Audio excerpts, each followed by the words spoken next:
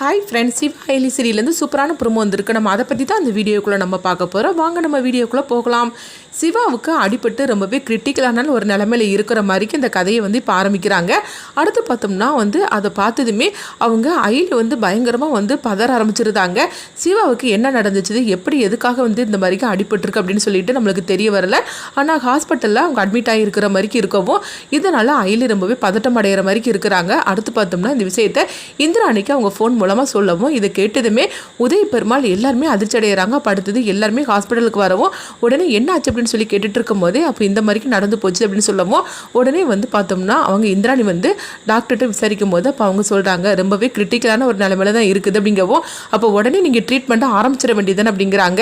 இல்லை, ட்ரீட்மெண்ட் ஆரம்பிக்கணும்னா இந்த மாதிரிக்கு அவங்களுக்கு செலுத்தணும், ஆனால் அந்த குரூப் இப்போதைக்கு எங்கிட்ட இல்லை அப்படின்னு சொல்லவும் இதனால தான் நாங்கள் தகவல் சொல்லியிருக்கிறோம். இந்த மாதிரிக்கு யாருக்காவது இந்த குரூப் இருந்துச்சுன்னா உடனடியாக உங்களுக்கு தெரிஞ்சவங்களா இருந்தால் கூட நீங்கள் அழைச்சிட்டு வரலாம் அப்படின்னு சொல்லவும் இது கிட்டதுமே அயலி அழுதுகிட்டே இருக்கிறாங்க. அப்போ இந்திராணி சொல்கிறாங்க, அங்கே பாரு அயலி, நீ அழுதுட்டு இருக்காத, உனக்கு தெரிஞ்சவங்க யாராவது இருந்தாக்கி நீ முயற்சி பண்ண, அதே மாதிரிக்கு நானும் எனக்கு தெரிஞ்சவங்களாம் நான் ஃபோன் பண்ணுறேன், சரி நான் வீட்டுக்கு போயிட்டு வரேன் அப்படின்னு சொல்லிட்டு அவங்க அங்கேருந்து கிளம்புறாங்க. எல்லாருமே வீட்டுக்கு வந்துருந்தாங்க. அடுத்து பார்த்தோம்னா எங்கள் அயலி ரொம்ப பதட்டத்தோடு இருந்துட்டு இருக்கும்போது அப்போ இந்த நியூஸை பற்றி இந்திராணி ஒரு ஆடு கணக்காக தெரியப்படுத்துகிறாங்க. இந்த மாதிரிக்கு ஒரு குரூப் எங்களுக்கு உடனடியாக தேவைப்படுது, யாராக இருந்தாலும் நீங்கள் கொடுக்கறதுக்கு தயவு செய்து வாங்க, ஒரு உயிரை காப்பாற்றுறதுக்காக அப்படின்னு சொல்லிட்டு ஒரு ஆடு மாதிரிக்கு அவங்க கொடுக்கவும் அடுத்து பார்த்தோம்னா எங்கள் உதய பெருமாளை தான் காட்டுறாங்க. உதய பெருமாள் அது பார்க்குறாங்க. பார்த்ததுமே அவங்க அதிர்ச்சி அடைகிறாங்க. ஐயோ, அதாவது சிவாவுக்கு இந்த மாதிரிக்கு குரூப் தேவைப்படுது, நம்மளுக்கும் அதே குரூப் தானே, சரி நம்ம போய் கொடுத்துட்டு வந்துடலாம் அப்படின்னு சொல்லிட்டு யாருக்கு தெரிய வேண்டாம் அந்த விஷயம் அப்படின்னு சொல்லிட்டு பார்த்தோம்னா அவங்க உதய பெருமாள் நேராக ஹாஸ்பிட்டலுக்கு வராங்க. வந்ததுமே அவங்க சிவாவை பார்க்கும்போது சிவா அப்படியே படுத்துட்டு இருக்கிற மாதிரிக்கு இருக்கவும் அவங்கள பார்த்ததுமே உதய பெருமாள் கண்கலங்குறாங்க.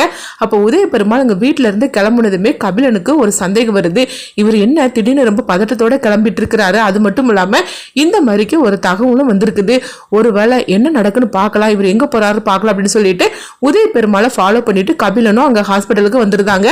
அப்போ கபிலன் நினைக்கிறாங்க, ஓஹோ நம்ம நினச்சது சரிதான், இவர் ஹாஸ்பிட்டலுக்கு தான் வந்திருக்கிறாரு, சிவாவை தேடி தான் வந்திருக்கிறாரு, அடுத்தவர் என்ன பண்ணுறாரு பார்க்கலாம் அப்படின்னு சொல்லிட்டு கபிலன் அவங்கள ஃபாலோ பண்ணிவிட்டு அவங்க மறைஞ்சிருந்து பார்க்கவும் அப்போ உதய பெருமாள் அவங்க டாக்டர்கிட்ட சொல்கிறாங்க, அதாவது சிவாவுக்கு என்ன குரூப்போ அதே குரூப் தான் எனக்கு அப்படின்னு சொல்லவும் உடனடியாக வாங்க சார் அப்படின்னு சொல்லிட்டு அவங்களை அழைச்சிட்டு போகிறாங்க. அப்போ அதுக்குள்ளே டெஸ்ட் எல்லாம் அவங்க எடுத்துகிட்டு இருக்கவும் இதை மறைஞ்சிருந்து கபிலன் பார்த்து அதிர்ச்சி அடைகிறாங்க.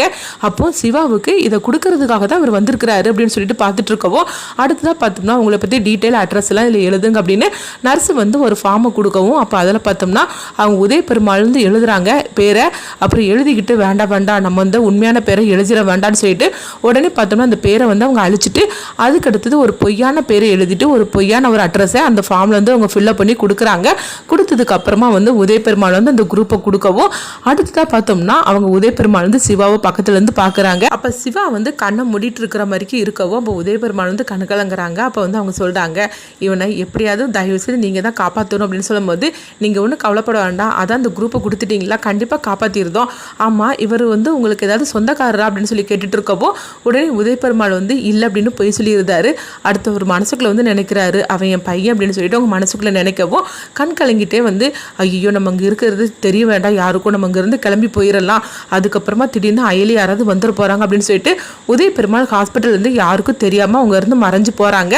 கபிலன் இதை பார்த்ததுமே அதிர்ச்சி அடைகிறாங்க. அடுத்து பார்த்தோம்னா கபிலன் அவங்க உதய பெருமாள் ஃபார்மை ஃபில்லப் பண்ணி கொடுத்தாங்களா அதை எப்படியோ நர்ஸுக்கிட்ட வாங்கி அவங்க பார்க்குறாங்க.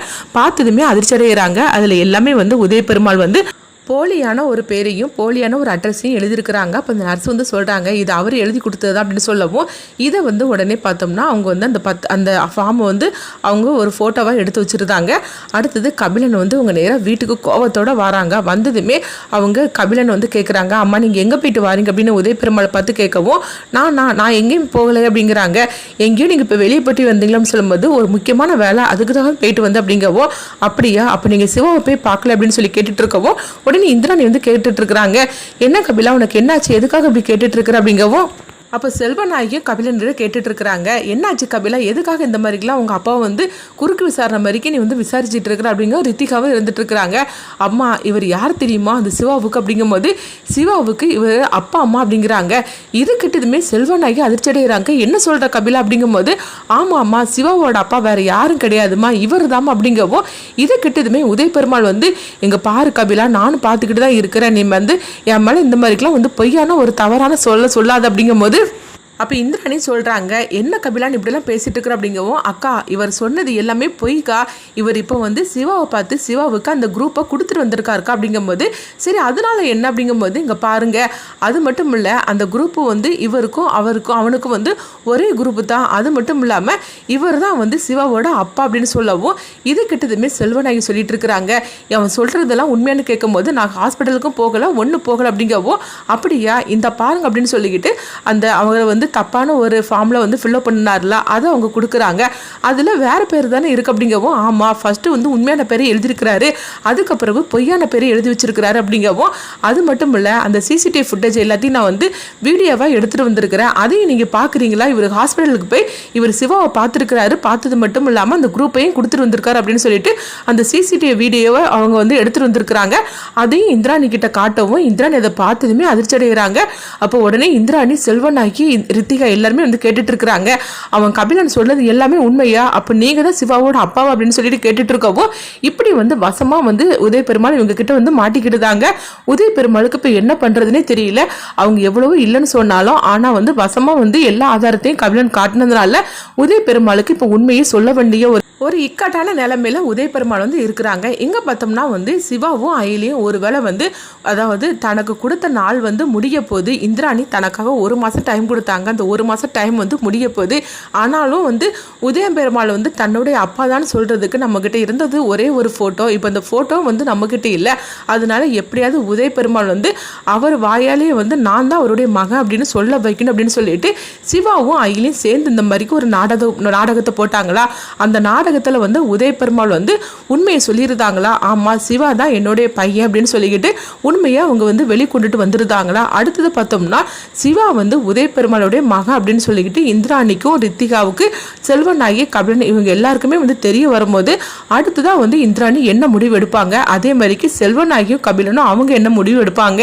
அப்போ வந்து சிவாவும் அயிலையும் கண்டிப்பாக வருவாங்க. வந்ததுமே அவங்க சொல்லுவாங்க, இது எல்லாமே நாங்கள் போட்ட நாடகம் தான், அவர் வாயாலேயே வந்து நான் தான் அவருடைய மகன் உண்மையை சொல்ல வைக்கிறதுக்காக தான் இந்த மாதிரிக்கெலாம் நாங்கள் 2 பேரும் சேர்ந்து ஒரு திட்டத்தை போட்டோம் அப்படின்னு சொல்லிட்டு சிவாவும் அயிலையும் வந்து உண்மையை சொல்கிறதுக்காக வருவாங்களா. இங்கே பார்க்கும்போது உதய பெருமாள் வந்து சிவா தன்னுடைய மகன் அப்படின்னு உண்மையை வந்து ஒத்துக்கிட்டதுக்கு அப்புறமா என்னெல்லாம் நடக்க போகுது, அது மட்டும் இல்லாமல் அதுக்கப்புறவு வந்து கபிலன் வந்து சொல்லுவாங்க, அப்போ அந்த சொத்துக்காக தான் நீ வந்து இந்த மாதிரிக்கெலாம் பிளான் பண்ணி இங்கே வந்திருக்கிறேன்னு சொல்லி கேட்கும்போது, எனக்கு சொத்து எதுவுமே தேவை கிடையாது, எனக்கு வந்து அவருடைய மகங்கிற அங்கீகாரம் மட்டும்தான் எனக்கு தேவை, என்னுடைய அப்பா வந்து உதய பெருமாள் அப்படின்னு நான் எல்லாருக்கிட்டே சொல்லணும், அந்த ஒரு வார்த்தைக்காக தான் நான் அந்த வீட்டுக்குள்ளேயே வந்தேனே தவிர மற்றபடி இந்த சொத்துக்காகவோ பணத்துக்காகவோ எதுக்காகவுமே நான் அந்த வீட்டில் வரலை அப்படின்னு சொல்லிக்கிட்டு சிவா வந்து அங்கேருந்து சிவாவும் அயிலையும் கிளம்பி போவாங்களா. ஆனால் இந்திராணி கண்டிப்பாக வந்து தன்னுடைய தம்பி தான் சிவா அப்படிங்கிறது மட்டும் இல்லாமல் தன்னுடைய சித்தப்ப மகன் தான் சிவா அப்படின்னு உண்மையை வந்து இந்திராணிக்கு தெரிய வரும்போது கண்டிப்பாக அவங்க சிவாவை வந்து அவங்க விட மாட்டாங்க.